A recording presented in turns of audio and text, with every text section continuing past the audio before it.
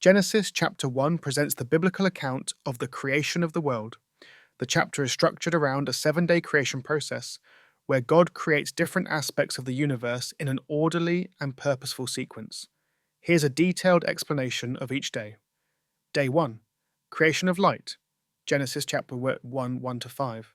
Verse 1. In the beginning, God created the heavens and the earth.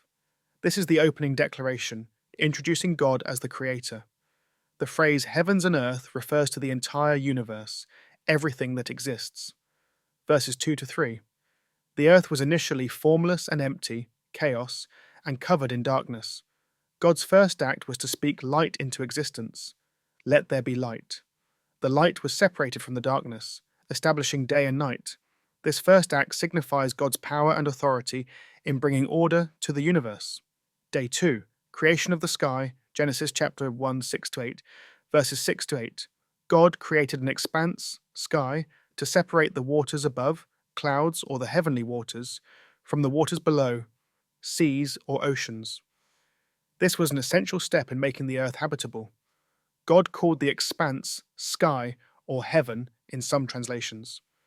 The sky provided a necessary separation between the upper and lower waters. Day 3. Creation of land, seas, and vegetation. Genesis chapter 1, 9 to 13, verses 9 to 10.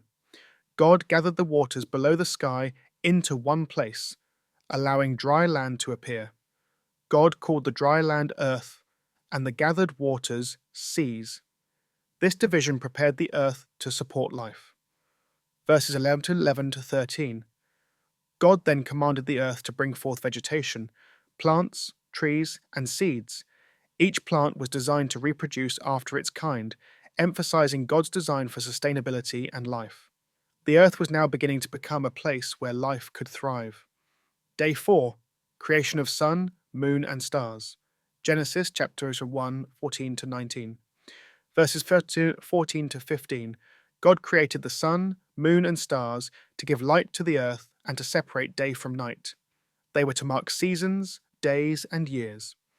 This also showed the orderly nature of creation and how celestial bodies serve a purpose in regulating time. Verses 16 to 19. The sun was created to govern the day, while the moon and stars were to govern the night. The heavenly bodies were not only for illumination, but also for marking the passage of time and seasons, essential for the rhythm of life. Day 5. Creation of sea creatures and birds. Genesis chapters 1, 20 to 23, verses 20 to 23.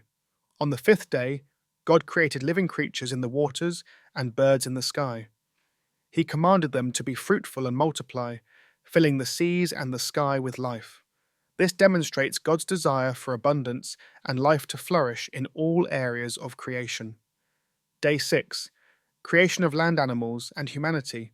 Genesis chapter 1, 24 to 31, verses 24 to 25.